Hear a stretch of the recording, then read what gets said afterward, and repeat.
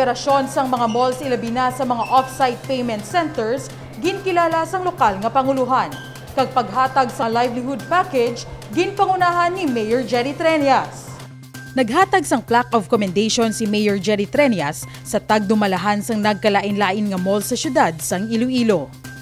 Inibangod sang ila bulig kag kooperasyon sa pagpahamtang sa mga off-site payment centers para mapahapos ang pagbayad sang buwis. Suno kay Mayor Jerry Treñas, bangod sa mga safety protocols, kinahanglan nga magpahamtang sang off-site payment centers para hindi magdagsa ang mga tawo. Gani, dako ang nabulig sang Robinsons Iloilo Main, Mary Mart Mall, SM City Iloilo, kag Festive Mall sa tax collection subong nga tuig. Nagalaom ang alkalde, mas madamo pa nga proyekto ang malunsar sang syudad, kaupod ang business sector sa paglaom nga liwat nga mabuhi ang ekonomiya sang syudad. Nahibaluan, dako man ang nabulig sa mga malls nga nagserbe vaccination sites samtang naga-roll out sang bakuna kontra sa COVID-19. Sa pihak nga bahin, ginpangunahan ni Mayor Jerry Treñas ang turnover sang sari-sari store package sa 50 ka barangay sang syudad paagi sa livelihood seeding program sang Department of Trade and Industry. Ang package ang makabulig sa isa ka pamilya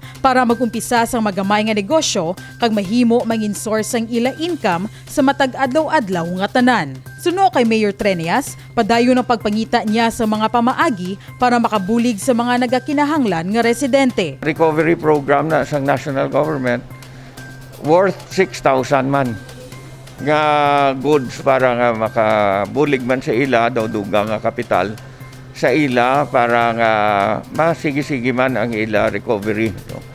Apektado ang tanan sa pandemic, amo na nga dako gid nga bulig ini. Ang livelihood program ang ginahatag sa 50 ka pamilya sa nagkalain-lain nga barangay sa bug-os nga syudad.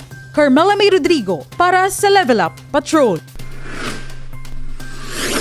Publiko ginabisuhan sang Bureau of Fire Protection nga magalong kadungan sa pag-upisa sang Fire Prevention Month. Naghiwat sang karavan ng Bureau of Fire Protection nga naglabay sa mayor nga dalan sang syudad, kalakip sa mga barangay. Ini para ipahibalo sa mga pamuluyo nga kinahanglan mag-andam sa risgo sang sunog. Ang kahiwatan ang nanginhugnat sa pag-umpisa sang Fire Prevention Month subong nga bulan sang Marso. Ini man ang palatandaan sa pag-umpisa sang tag-ilinit nga masami ginatunaan sang sunog. Sunod sa BFP, kinahanglan gid sang lapnagon nga kampanya angot sa paglikaw sang sunog. Tuig-tuig man ginahimo ang pahadumdum sa Fire Prevention Month apang mayara sa gihapon sa nagakalipat rason sa nagaluntad nga sunog. Sa record sang ahensya, Marso ang may pinakataas nga record sang sunog sa nagliligad nga tinuig. Pagod sang mas mataas nga temperatura kag madugay nga paggamit sa mga appliances. Gani umpisa sa unang nga adlaw sang Marso tubtob katapusan, may nagkalain-lain nga aktibidad ang BFP para mapaandaman ang publiko sa risgo dala sang sunog hindi lang sa propiedad kundi sa kabuhi man. Una dire, nag-abiso si Mayor Jerry Treñas sa mga pamuluyo nga sikeron gid ang mga connections sa sulod sang balay matapos ang sunod-sunod nga sunog nga nagluntad sang nagligad nga semana. Pasulod kita sa summer, amo gini ang mga tiyempo nga sige-sige ang sunog. No? We really have to make sure nga ang tanan nga kuryente nga mga wires ma-check gid ina.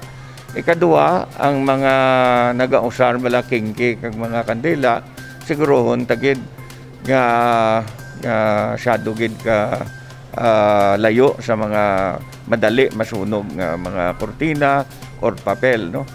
Suno sa alkalde, mabudlay gid nga masunugan. Gana importante gid nga maghalong ang mga residente ilabi na sa mga fire-prone barangays. Ang paghalong sa sunog ang dapat obrahon sa tanan nga oras. Kag hindi lamang sa bulan sang Marso, bangod wala sang ginapili nga oras ang emerhensya.